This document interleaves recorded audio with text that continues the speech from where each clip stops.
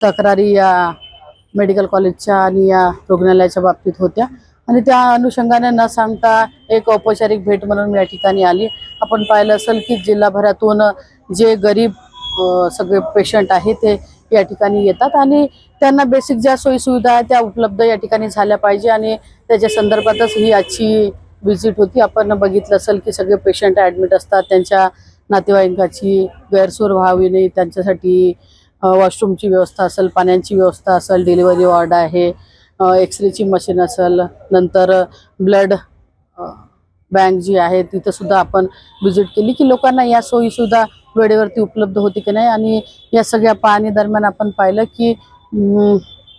सगळ्यात महत्त्वाचा विषय जो होता की साफसफाईचा, डिलिव्हरीच्या ठिकाणी सुद्धा जे नवजात शिशु त्या ठिकाणी राहतात त्यांना लवकर इन्फेक्शन होते आणि अशा ठिकाणी ज्यांनी साफसफाईचं कंत्राट या ठिकाणी घेतलं आहे त्यांची ती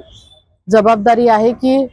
काम घेतल्यानंतर ती जबाबदारी यशस्वीरित्या पार पाडली पाहिजे। पण आपण पाहिलं की अतिशय गंदगी त्या ठिकाणी आपल्याला दिसली, पाण्याची व्यवस्था नव्हती आणि या दवाखान्यात येणारे लोक मोठ्या प्रमाणात, चंद्रपुरात आज 45च्या जवळपास तापमान तापलेलं आहे आणि अशा परिस्थितीत जर का पाण्याच्या बाबतीत त्यांची सोय जर का झाली नाही तर जीवितहानी सुद्धा या ठिकाणी होऊ शकतो आणि त्याच्या संदर्भातच आता या ठिकाणी आदरणीय कांबळे साहेबांना देखील या सूचना मी केल्या आणि रितसर पत्राद्वारे देखील ज्या ज्या आमच्या मागण्या आहेत त्या त्यांना मी देणार आहे आणि त्याच्या संदर्भातच ही आजची विजिट या ठिकाणी रुग्णालयाला होती।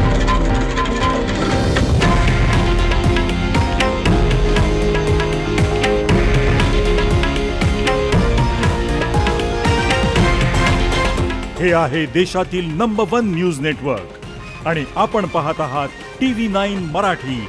एकमेव।